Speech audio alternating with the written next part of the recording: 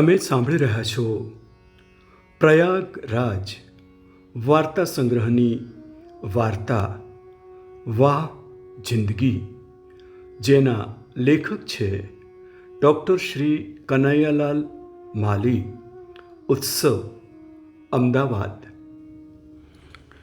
આ સમગ્ર સૃષ્ટિમાં જે કાંઈ પણ આપણે રચનાત્મક વ્યવસ્થા જોઈ રહ્યા છીએ તે ભગવાનની રહસ્યમયી એક ભેટ છે. મનુષ્ય ભગવાનની રચના વિશે કલ્પના કરી, ચિંતન મનન કરી જાણવાની કોશિશ કરે તો પણ રહસ્ય નહીં સમજી શકે.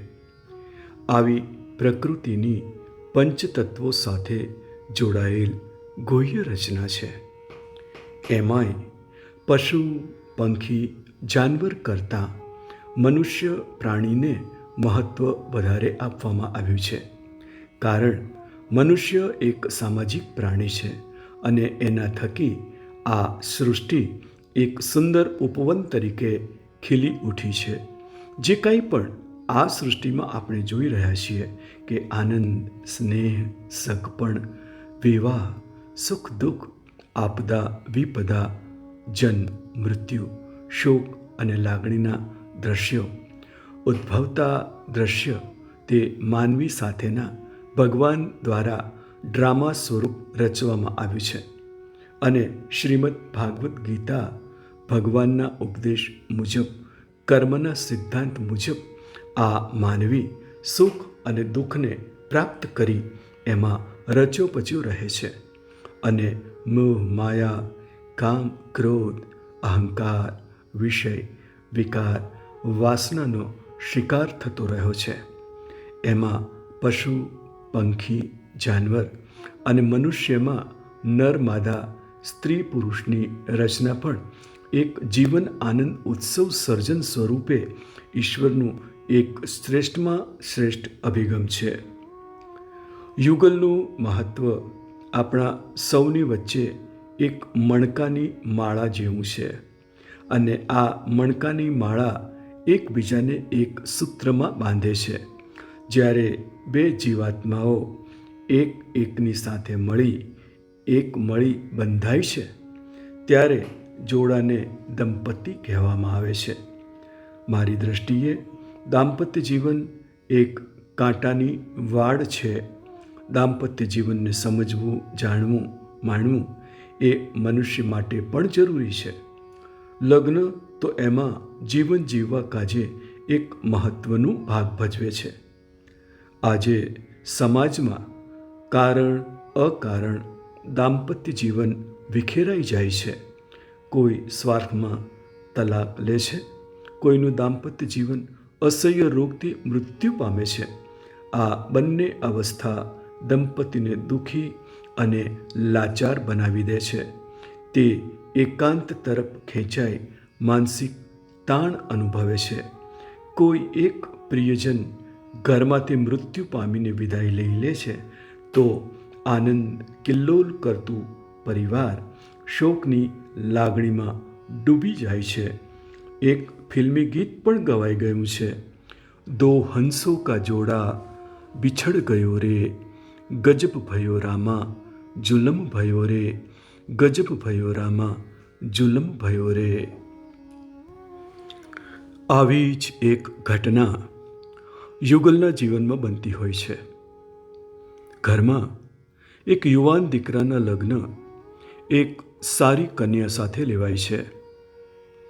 એકાદ વર્ષ બાદ પારણું બંધાવાના ઈશ્વરીય સંકેત મળે છે.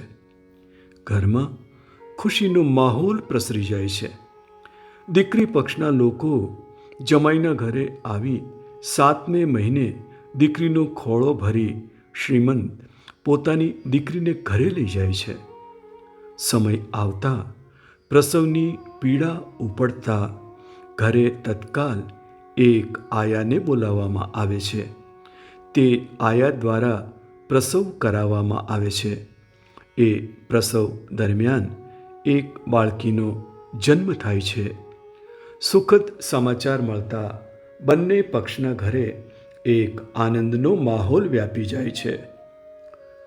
પતિ અઠવાડિયા બાદ પત્ની અને બાળકીની ખબર કાઢવા સાસરીએ જાય છે. ત્યાં તો પત્ની તાવ અને કમળાના રોગથી પીડિત હોય છે. પત્નીની ગંભીર હાલત જોઈ પતિ તત્કાલ નિર્ણય લઈ અમદાવાદ શારદાબેન હોસ્પિટલમાં એડમિટ કરે છે. સાથે બાળકીને પણ હોસ્પિટલમાં લાવવામાં આવે છે. પરંતુ બાળકીની મમ્મીની હાલત ગંભીર હોય બાળકીને બાળકીના પપ્પાના મમ્મી એટલે કે એની દાદી બાળકીને ઘરે તેડી લાવી એની સંભાળ લે છે. હોસ્પિટલમાં એડમિટ દરમિયાન ગાયનેક વોર્ડના વડા તેમજ hospital incharge superintendent Shrimati Kalindiben Dave gynaecologist અને ઓબ્સ્ટેટ્રિશિયન હોય છે. આ કેસ તેઓ જાતે હેન્ડલ કરે છે. પેશન્ટને તપાસ કરતાં ડૉક્ટરને જાણવા મળે છે કે ડિલિવરી દરમિયાન પેશન્ટના ગર્ભાશયની કોથળીમાં મેલી પ્લેઝન્ટાનો અમુક હિસ્સો ખેંચતાણના કારણે ગર્ભાશયની કોથળીમાં રહી ગયેલ છે. જે મેલી સંપૂર્ણ બાળકની પ્રસૂતિ બાદ બહાર આવી જવી જોઈએ તે સંપૂર્ણ બહાર નથી આવી. આ કારણે કેસ કોમ્પ્લિકેટેડ થઈ જાય છે. મેલીને કાઢવા ડૉક્ટર 2-3 વખત ગર્ભાશયની સફાઈ કરે છે. એમાંય ડૉક્ટરને સફળતા મળતી નથી. દિવસે દિવસે કેસ ક્રિટિકલ અવસ્થામાં મુકાતો જાય છે. કોઈ પણ દવા આ કારણસર અસરકારક પુરવાર થઈ નહીં.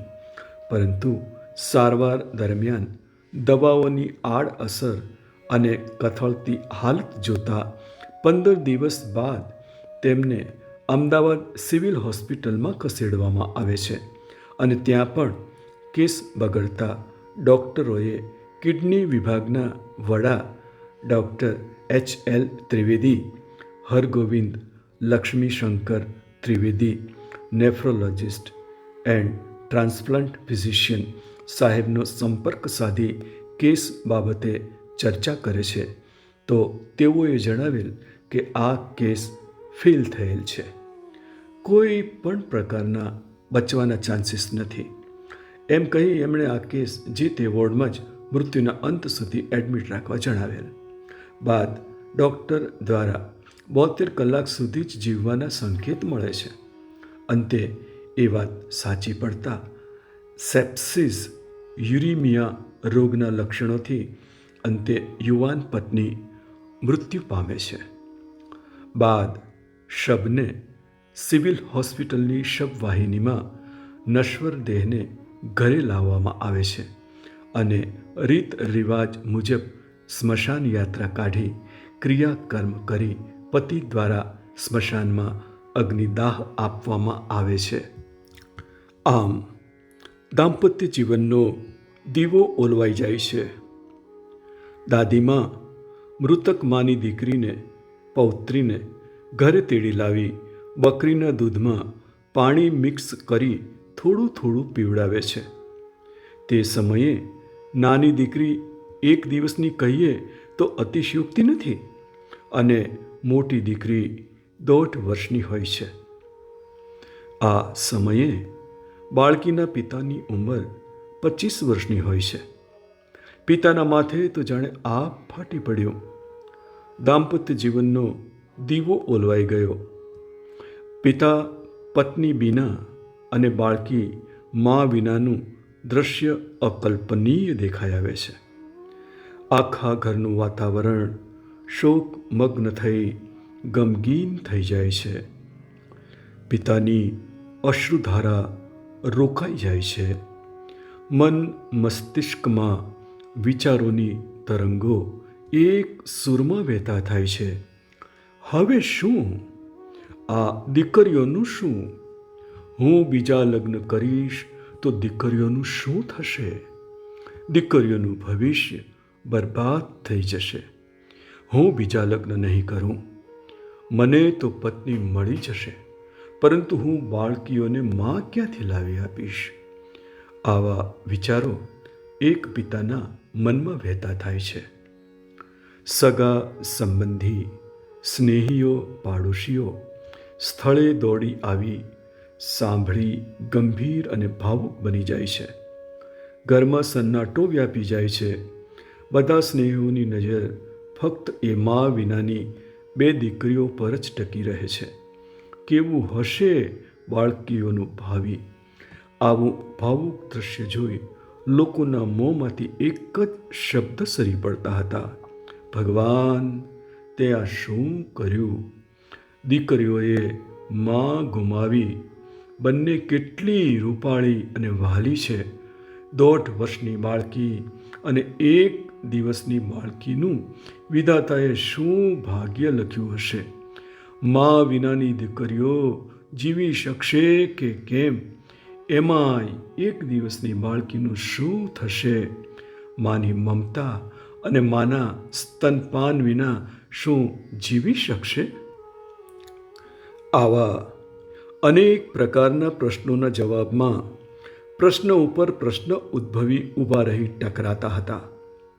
એક બાજુ લોકો લાગણીમાં આવી પિતાના બીજા લગ્ન લેવાની સલાહ આપતા હતા અને કહેતા હતા કે પિતા જવાન છે, ઉંમર નાની છે, ભવિષ્યનો વિચાર કરીને બીજા લગ્ન લઈ લેવા જોઈએ.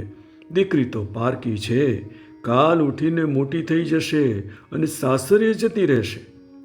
લોકો આમ લાગણીમાં આવી અલગ અલગ સલાહ અને મંતવ્ય આપી જતા રહેતા હતા. ઘરમાં જુવાન મોટી વહુનું મૃત્યુ પામવાથી શોકનું વાતાવરણ છવાયેલું હતું. ખબર અંતર પૂછનાર લોકો આવતા જતા હતા. પૌત્રીઓની સેવા અર્થે દાદી રોજ સવારે અને સાંજે એક મુસ્લિમ ભાઈના ઘરે બકરીનું દૂધ લેવા જતા હતા. એક દિવસ અચાનક તે મુસ્લિમ ભાઈએ પ્રશ્ન કર્યો કે અમ્મા, તમે રોજ બકરીનું દૂધ લેવા કેમ આવો છો? તો દાદીમાએ જવાબ આપ્યો કે મારી મોટી વહુ મરી ગઈ છે અને 2 સંતાનને મૂકતી ગઈ છે. નાની દીકરી હજી 1.25 મહિનાની છે અને મોટી 1.5 વર્ષની છે. એટલે એમના ઉછેર માટે રોજ તમારી પાસેથી હું દૂધ લેવા આવું છું. આમ મુસ્લિમ ભાઈ દાદીમાની વાત પૌત્રીઓ વિશે સાંભળીને ચોંકી જાય છે અને કહે છે, તમે તત્કાલ મારી બકરી લઈ જાઓ અને બકરીનું દૂધ દીકરીઓને પીવડાવીને મોટી કરો.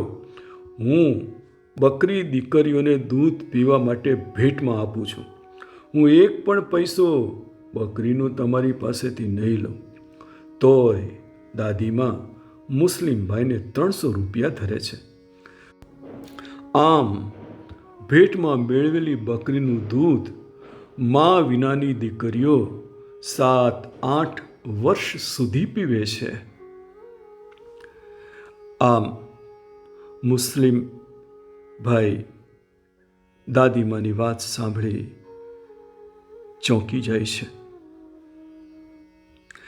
આ હાલતમાં ઘરના સૌથી મોટા વિધુર યુવાન દીકરાને તેમના બાના મુખે 1 વર્ષ પછી કહેવામાં આવે છે કે દીકરા, તને એક વાત કહું, તારી મા તો હજી જીવે છે, પણ આ બંને દીકરીઓની મા તો એમને છોડી મૃત્યુ પામી છે. હવે તારે આખું જીવન એમના માટે સમર્પિત કરવું પડશે અને હું કહું એમ તારે આખું જીવન પવિત્ર રહીને વિધુર જીવન જીવવું પડશે અને તારી બંને દીકરીઓની સાચવવાની સંપૂર્ણ જવાબદારી હું લઉં છું. હું તને જીવન જીવવાની કળા શીખવાડું છું. આમ રોજ સમય મળતા એક વિધુર પિતા અને તેમના બા સાથે આધ્યાત્મિક સત્સંગ કરતા હતા. એમના બા એવું પણ કહેતા હતા કે મારા મૃત્યુ પછી પણ હું તારી દીકરીઓની સાર સંભાળ રાખીશ. દીકરીઓના લગ્ન માટે પણ તારે કોઈ છોકરો શોધવાની ચિંતા નહીં કરવી પડે. તેઓના માટે સામેથી લગ્નનું તેડું આવશે. પરંતુ હું કહું એમ તારે રહેવું અને ચાલવું પડશે. અને તારે આ ઘરમાંથી નીકળી નવું મકાન લઈ એકલા રહેવા જવું પડશે. હું તારી દીકરીઓને સાચવીશ અને તું તારું દવાખાનું સંભાળજે અને જમવાનું હું તને સવાર સાંજ 2 વખત તારા ઘરેથી મોકલી આપીશ. એમ વિધુર પિતાને એમની બા કહે છે. આમ દીકરીના પિતાને તેમના બા દ્વારા કહેવામાં આવે છે અને પિતા માનું આ વચન સ્વીકાર કરી આજીવન વિધુર જીવન જીવવાનો નિશ્ચય કરે છે. પિતા એમના બાના કહેવાથી નવું મકાન ખરીદી એકલા બીજા મકાનમાં રહેવા જતા રહે છે. નિત્ય કર્મ મુજબ તેઓ સવાર સાંજ દવાખાને પોતાની પ્રેક્ટિસમાં વ્યસ્ત રહે છે. એમની દવાખાનાની પ્રેક્ટિસની સાથે સાથ તેઓ નોકરી પણ સ્વીકારે છે. બંને દીકરીઓના પિતા સંયુક્ત કુટુંબ સાથે સંકળાયેલ હોય. દીકરીઓ દાદા દાદી અને કાકા કાકી સાથે રહી મોટી થાય છે અને ત્યાંથી જ બંને દીકરીઓ 1 વર્ષ આગળ પાછળ એજ્યુકેશન મેળવે છે. ધોરણ 1 થી 7 સુધી ઘર નજીકની મ્યુનિસિપલ પ્રાથમિક શાળામાં દાદી સાથે રહી બંને દીકરીઓ શિક્ષણ મેળવે છે. દીકરીઓના પિતા એમના મકાનમાં એકલા રહેતા હોય છે. દીકરીઓ દાદીમા પાસે થોડીક મોટી થતાં દાદી દ્વારા બંને બાળકીઓને તેમના પિતાને સોંપવામાં આવી. બાળકીઓના પિતા ડૉક્ટર હોય. તેઓ દવાખાને અને નોકરીમાં આવતા જતા હોય. ઘરમાં હાજરી ઓછી હોય છે. દીકરીઓને એકલાપણું અહેસાસ થતાં દીકરીઓ પિતા પાસેથી એક ડોબરમેન કૂતરાની માગણી કરે છે. પિતા દીકરીઓની ઈચ્છાને માન્ય રાખી એક ડોબરમેન કૂતરો દીકરીઓ માટે લાવી આપે છે, જે બંને દીકરીઓનો મિત્ર રક્ષક અને ઘરનો સદસ્ય બને છે. આ કૂતરો નામ સીઝર હોય છે, જે એક ભાઈની ગરજ પૂરી પાડે છે. ખડે પગે ઊભો રહી ઘરની અને બાળકીઓની રક્ષા કરે છે અને સાથોસાથ ત્રણેય એક જ પલંગ પર સૂઈ જાય છે. આ ડોબરમેન કૂતરો દીકરીઓના લગ્નમાં પણ હાજરી આપી વિદાય આપે છે અને એક ભાઈની અને એક સેવકની ગરજ પૂરી પાડે છે. દીકરીઓ થોડી મોટી થતાં પપ્પાની સાથે રહી એમને મદદરૂપ થઈ રસોડું સાચવી ઘરકામની જવાબદારી લઈ લે છે. હાઈસ્કૂલ અને કોલેજનો અભ્યાસ બંને દીકરીઓ પપ્પાના ઘરે ગ્રેજ્યુએશન થઈ સ્નાતક ડિગ્રી મેળવે છે. પુખ્ત વય 20 વર્ષ બાદ એમના લગ્ન લઈ લેવામાં આવે છે. આમ સૌથી નાની દીકરી 1 દિવસની હતી. તેણે ઉંમરના ચઢાવના 20 વર્ષે બીકોમ પૂર્ણ કરે છે. મનગમતા વિષયમાં ગોલ્ડ મેડલ પ્રાપ્ત કરે છે. ગ્રેજ્યુએશન પૂર્ણ થતાં દીકરીના જ્ઞાતિમાં જ ડીસાના બનાસકાંઠા સુખી સમૃદ્ધ ખેડૂત પુત્રની સાથે નાની દીકરીના લગ્ન લેવામાં આવે છે. તેઓ 3 બાળકોની માતા બને છે. હાલ એમની ઉંમર 49 વર્ષની છે. એની મોટી દીકરી એક MBBS ડૉક્ટર છે અને આગળ પણ MD માટે અભ્યાસ ચાલુ છે. બીજા નંબરનો દીકરો MBBS ડૉક્ટરનું ભણી રહ્યો છે. શરૂઆતથી જ બધા ઇંગ્લિશ મીડિયમમાં ભણ્યા હતા અને હાલ ભણે છે. સૌથી નાની દીકરી હજી કોલેજમાં ભણી રહી છે. તેઓ સુખી સમૃદ્ધ અને એક ખેડૂત પરિવારની સૌથી મોટી વહુ છે. પતિ સારો એવો બિઝનેસ અને બટાકાનું કોલ્ડ સ્ટોરેજ ધરાવે છે. આમ વિધુર પપ્પાની બંને દીકરીઓ નાની અને મોટી એમના પપ્પા સાથે રહી હાઈસ્કૂલ અને કોલેજનો અભ્યાસ પૂર્ણ કરે છે. આમ મોટી દીકરી પણ કોલેજનો અભ્યાસ બીએમાં પૂર્ણ કરી ગ્રેજ્યુએશન પૂર્ણ કરી સ્નાતકની ડિગ્રી મેળવે છે. મોટી દીકરીના લગ્ન તેમની જ્ઞાતિમાં જ ગવર્મેન્ટ કર્મચારી જોડે લેવામાં આવે છે, જેમની હાલ ઉંમર 51 વર્ષની છે, જેમને હાલ એક મોટી બેબી અને એક નાનો દીકરો છે. તેમની મોટી બેબી ઇન્ટિરિયર ડિઝાઇનર છે અને બાબો MBA સુધીનો અભ્યાસ કરેલ છે. તેમના બંને બાળકો પોતપોતાની જગ્યાએ સારું એવું કમાય છે. એમની મોટી બેબીના લગ્ન થઈ ગયા છે અને તેઓ એક બાળકીની માતા છે. તેમનો સુખી સંસાર છે. આમ બંને દીકરીઓને જન્મથી લઈને પપ્પાના ઘરે અને દાંપત્ય જીવનમાં કોઈ પણ પ્રકારની તકલીફ પડેલ નથી અને એમનું સુખમય સંસાર સહજતાથી ચાલી રહ્યો છે. વાહ જિંદગી! આ સમગ્ર સૃષ્ટિ પર પ્રકૃતિના પંચતત્વોનો સંસાર, સુખ દુઃખ, આનંદ ઉત્સવ એક ડ્રામા રૂપે આ ધરતી ઉપર રંગમંચ સ્વરૂપે ઈશ્વરની અજબ ગજબની રહસ્યમયી લીલા છે, જે સૌએ સહજતાથી સ્વીકારવું ઘટે.